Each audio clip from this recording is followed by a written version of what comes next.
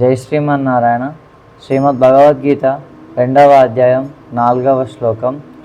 అర్జునువాచ కథం భీష్మమహం సంఖ్యే ద్రోణం చ మధుసూదన ఇషూభి ప్రతియోత్సామి పూజార్హవరిసూదన. 5వ శ్లోకం.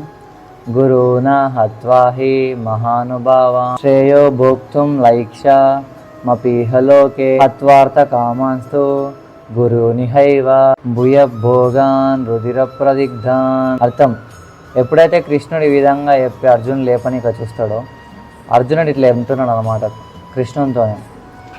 ఓ కృష్ణ, ఒకవేళ నేను ఇప్పుడు లేచి యుద్ధం చేయాలన్నా కూడా నా ఎదుటి పక్షాన ఉన్నది నా గురు సమానులు. నా గురు సమానులైనట్టి ద్రోణుణ్ణి, భీష్ముడిని చంపడం నాకు ఎంతవరకు కరెక్టు, వాళ్ళపై నేను బాణాలు ఎలా ప్రయోగించగలను అనేసి కృష్ణుని అడుగుతున్నాను అనమాట. ఒకవేళ వారు పాప పక్షాన అంటే కౌరవుల పక్షాన ఉన్నప్పటికీ నాకంటే పెద్దరు, ఒకవేళ నేను వాళ్ళని వధిస్తే కూడా, వాళ్ళని చంపితే కూడా నాకు పాపమే అంటుకుంటుంది, నేను పాపాత్ముని అవుతా. అలా వారి ప్రాణాలను పణంగా పెట్టి నేను ఈ భూమి మీద బతకడం కంటే భిక్షం ఎత్తుకొని బతకడం మేలు అనేసి కృష్ణునితో అర్జునుడు అంటారు అన్నమాట.